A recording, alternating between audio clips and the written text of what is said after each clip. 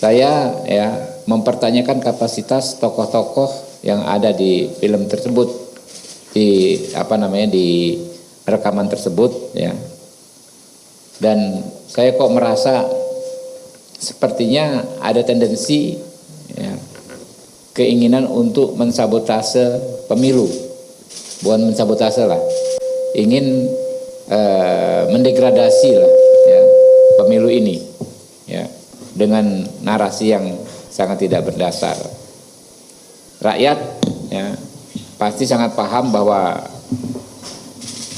tokoh yang paling banyak disebut dalam film itu Presiden Joko Widodo ya sangat berkomitmen menegakkan demokrasi. Rakyat juga tahu bahwa pihak mana yang sebenarnya melakukan kecurangan dan pihak mana yang memang mendapatkan keuntungan dengan yang mendapatkan dukungan sebagian besar rakyat karena program dan rekam jejak yang jelas berpihak kepada rakyat. Kalau di film tersebut disampaikan oleh saudara Zainal Arifin Muchtar agar rakyat menjadikan film tersebut sebagai dasar penghukuman, justru kami khawatir rakyat yang akan menghukum mereka ya dengan cara rakyat sendiri. Jadi tindakan-tindakan mereka yang menyampaikan informasi yang sangat tidak argumentatif tetapi tendensius untuk menyudutkan pihak tertentu berseberangan dengan apa yang menjadi sikap sebagian besar rakyat. Yang saat ini saya lihat rakyat begitu antusias dengan apa yang disampaikan Pak Prabowo soal melanjutkan segala capaian pemerintahan yang ada sekarang ya. Intinya ya, kami menyarankan kepada rakyat untuk tetap tenang, tidak terhasut serta tidak terprovokasi oleh narasi kebohongan dalam film tersebut, serta tidak melakukan pelanggaran hukum. Kita harus pastikan pemilu 2024 berlangsung damai, luber, dan jurdil. Pastikan rakyat untuk bisa menggunakan hak politiknya dengan sebaik-baiknya, karena itu akan menentukan masa depan kita semua ke depan. Nah, ada 3 hal ya teman-teman dalam film tersebut yang perlu kami soroti secara khusus. Yang pertama, pernyataan saudara Ferry Amsari soal penunjukan 20 pejabat kepala daerah di 20 provinsi. Dikaitkan dengan jumlah DPT 140 juta suara yang ekuivalen lebih dari setengah ya dari jumlah pemilih di seluruh Indonesia. Narasi ini sangat tidak ilmiah ya dan sangat tidak masuk akal. Susah sekali kita mencernanya. Bagaimana misalnya dia sebut Pak Jokowi menunjuk 20 juta PJ kepala daerah. Jumlah penduduknya katanya lebih dari 50%. Lalu dikaitkan dengan istilahnya orkestrasi pemenangan salah satu paslon dengan jumlah pemilih 50% lebih dan sebarannya memenuhi ketentuan pasal 6 Undang-Undang Dasar ya, yaitu 20% suara di setidaknya 50% provinsi. Bagaimana bisa seorang PJ kepala daerah memastikan seluruh pemilih di daerah yang dipimpinnya untuk memilih sesuai dengan yang dikehendaki oleh orang yang menunjukkan sebagai kepala daerah? Logikanya di mana gitu loh? Dengan kewenangan PJ kepala daerah yang jauh lebih terbatas daripada sebagai kepala daerah aktif ya. Bagaimana bisa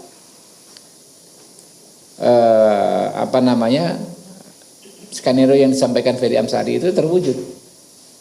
20 kepala daerah ini yang penduduknya lebih dari 50% ya, memastikan orang di situ memilih paslon yang diinginkan presiden semua.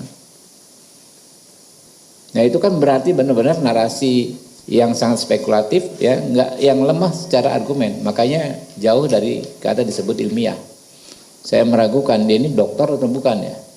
Memang bukan dokter kali ya kalau Ferry Amsari ya. Coba dicek gitu kan ya. Oh, belum, pantas juga. Jadi ilmunya belum sampai ke tingkatan yang filosofis. Cara berpikirnya ya sangat patut dipertanyakan. Kemudian pernyataan Bivitri Susanti yang kedua ya. Gini ngomongnya, saya mau terlibat dalam film ini karena banyak orang yang akan makin paham bahwa memang telah terjadi kecurangan yang luar biasa sehingga pemilu ini tidak bisa dianggap baik-baik saja. Pernyataan ini benar-benar tidak berdasar. Tidak disebut peristiwa kecurangan yang mana, ya. Peristiwanya yang mana? Apa buktinya? Bagaimana status pelaporannya? Dan bagaimana status penanganan perkaranya? Kan kalau kita bicara soal kecurangan harus faktual. Misalnya, kalau zaman dulu kan 2019 ada persoalan daftar pemilih ganda, sekian juta pemilih fiktif. Atau misalnya ada pengerahan, ya, pemilih dari luar untuk memilih, jumlah angkanya jelas. Bagaimana dia bisa mengatakan bahwa ada kecurangan yang luar biasa? Apa luar biasanya gitu loh? Kalau ada 1-2 PJ kepala daerah melakukan apa yang disebut pelanggaran, apakah sudah diproses secara hukum? Jadi ini lagi-lagi murni asumsi. Yang ketiga, ya, pernyataan Zainal Arifin Mokhtar, ya, intinya mengatakan soal kepala desa abdesi, ya, yang dikatakan kepala desa digunakan untuk memenangkan paslon tertentu. Nah, ini juga nggak berdasar, ya, karena nggak disebut di kasus mana kepala desa ini sudah kerja, ya kan, lalu memastikan warga di desanya memilih paslon tertentu. Bagaimana caranya? Sama kayak kepala daerah tadi. Kalau kita bicara hukum kan kita bicara sesuatu yang faktual. Kasusnya mana yang dilaporkan? Misalnya kepala desa A memaksa seluruh warga di desanya memilih paslon tertentu. Buktinya ada, saksinya ada, perkara yang sudah dilaporkan, Bawaslu sudah menangani dan Bawaslu membuat keputusan. Ya, ini nggak ada semua. Jadi saya pikir, ya, memang film ini sengaja didesain untuk diluncurkan di masa tenang ini, ya. Ya, karena cara-cara yang fair untuk bertarung secara elektoral sudah tidak mampu lagi mereka lakukan. Kita kan gini aja, kalau nggak suka dengan salah satu paslon, kan ini event pemilu. Ya kita dukung paslon yang lain, kita lakukan cara-cara yang sesuai koridor elektoral.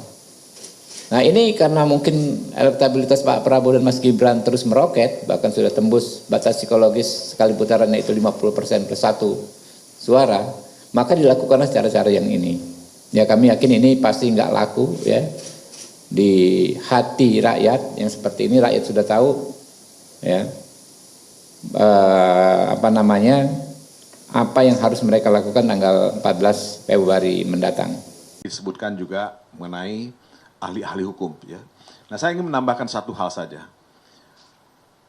Kita membaca di media sosial dan mungkin juga media mainstream berita mengenai peluncuran film Dirty Vote. Ya. Film ini menarik. Saya baru saja selesai menyaksikan film Dirty Vote ini.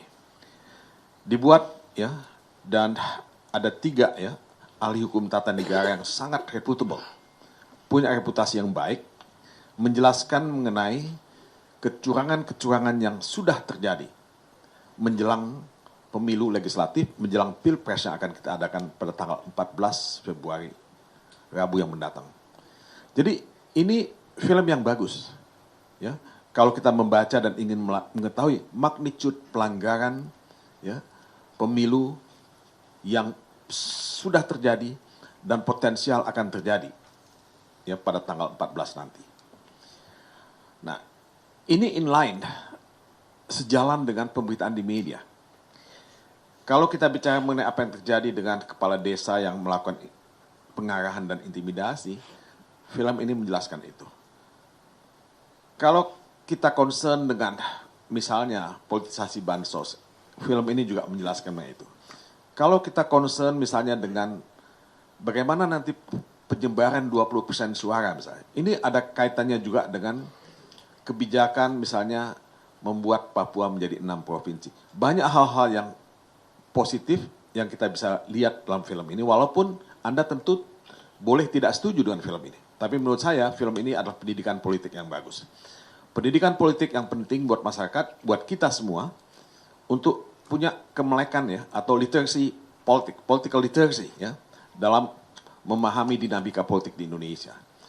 Nah, yang saya tidak mau adalah jangan baperan gitu. Banyak orang baperan kalau dikritik, ya. Nah, baperan ini berbahaya Ya, kalau Anda merasa tidak setuju dengan apa yang dibuat dalam film itu, bantah saja film itu dengan membuat film yang lain. Ya, kritik mesti dibalas dengan satu kritikan yang lain. Jadi jangan baperan dan jangan cepat-cepat membuat laporan ke pihak kepolisian.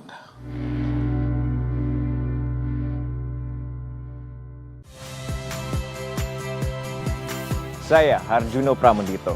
Saksikan program-program Kompas TV melalui siaran digital, pay TV, dan media streaming lainnya. Kompas TV, independen, terpercaya.